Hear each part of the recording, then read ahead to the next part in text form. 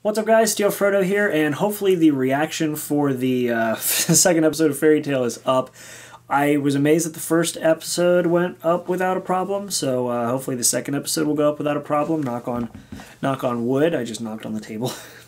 But yeah, so let's actually talk about the second episode and how I felt about it. So this was definitely kind of a different episode from the first one. Like, the first one definitely felt like we're back and hey, you know, stuff's happening, but this one definitely didn't feel as energetic, but it definitely felt kind of like on par with the first episode. Now, of course, my par is just episode 1, but it was kind of weird. So, of course, we picked up where we left off, where Shelia and Wendy are heading off to fight these guys who are attacking Lamia Scale in the city, and then Natsu goes just plowing after them. So that's kind of where we picked up, and it was kind of weird because Wendy and Shelia made it out there and had no problem taking on these bad guys for quite a while, and then the only person to cause them trouble was Blue Note, and the reason for that was because he recognized Wendy and got angry and pinned him to the ground.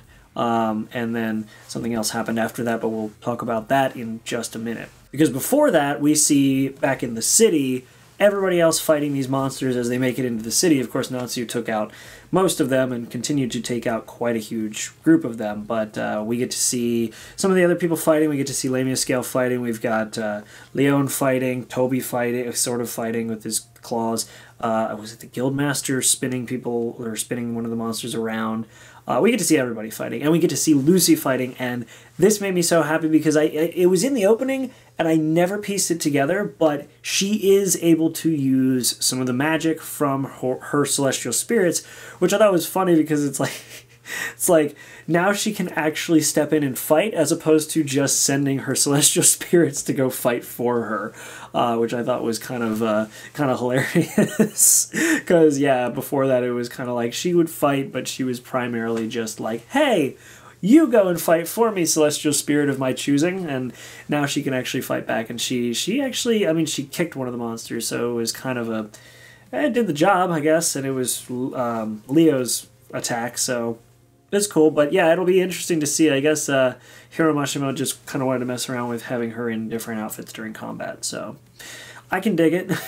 Otherwise, the primary episode was, of course, with Wendy and Shelia. We've got a bit of a flashback, mid-episode of Wendy and Shelia when they first met during the Grand Magic Games and they fought.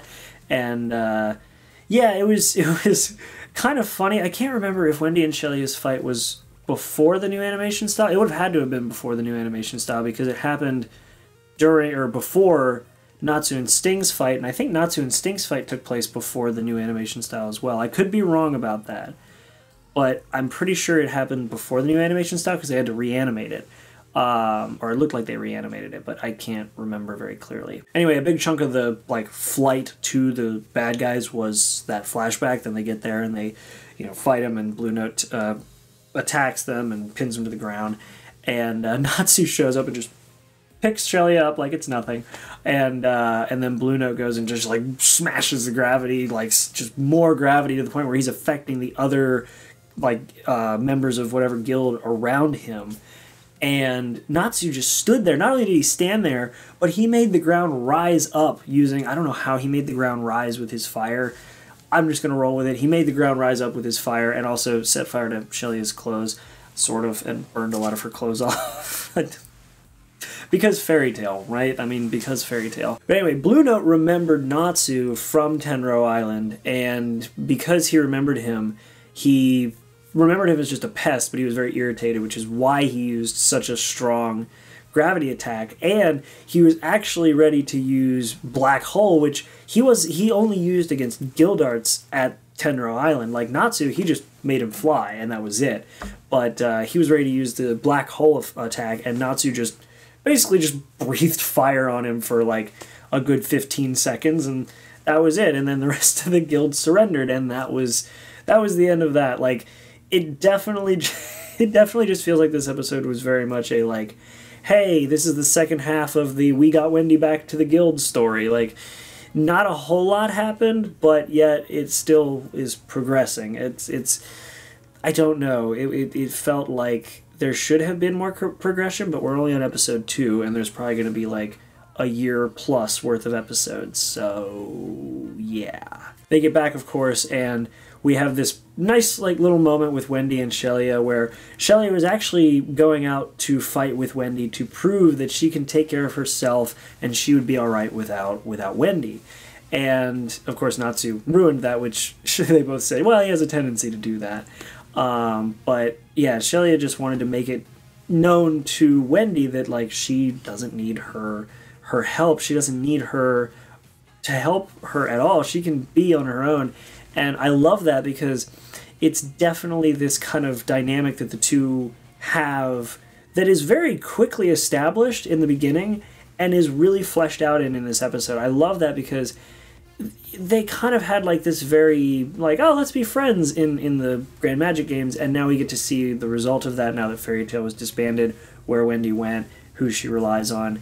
It's cool, and Wendy is such a caring character that it's like you knew that this was going to be hard for her, and she actually is like, when they finally leave, which there was an agreement apparently when she signed up with Lamia Scale, which was if Fairy Tail were to ever come back together, she would be alright, or they'd be alright with her going back to Fairy Tail. So it's kind of cool that that was like a clause in her joining, so that was cool to see. And she even cries at one point because she's happy that Fairy Tail's coming back together, and she's sad because she left Lamia's Scale.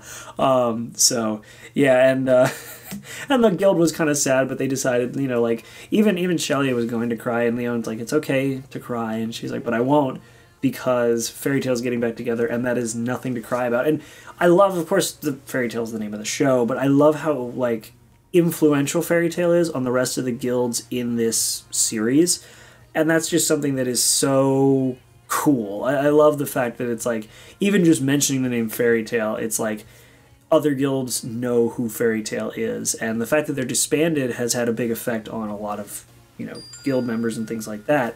That was my watch telling me I probably need to breathe. Anyway, breathing aside, we finish up that episode, and they're heading to a place called Rainbringer Village, I think is what it was called. And that actually completely took me off guard. I was half expecting like Gray or Urza to be next on the list, which technically I guess Gray is kind of next on the list because they're going to see Juvia, who was with Gray, and they said in the preview that they found a heartbroken Juvia, and they are something about Gray being, I don't know if he's turned evil or what the deal was, but like darkness taking over his heart. Whatever. That'll be cool to see, I guess. But yeah, Juvia is apparently very heartbroken and sad, and so we will see what will happen next episode. But otherwise, this was definitely a solid episode. I enjoyed it. I am always curious to see where they're going to take it next, but it's been a good ride so far, and I can't wait to continue on with it. But this was definitely like, hey, second episode, good episode. Next, you know, and that's definitely what it felt like. So hopefully you guys enjoyed this review. Hopefully you guys went and saw the reaction. If it's available on YouTube, you guys know what to do. Definitely head to it and watch it. If it's not on YouTube, there will be a link in the description to where you can watch it somewhere else. Either one of those will work. Hopefully you guys enjoyed this video. Please make sure to like and subscribe. Follow me on Twitter, all that fun stuff. Links in the description. I'll see you in the next video. Make sure to be there and have a good one.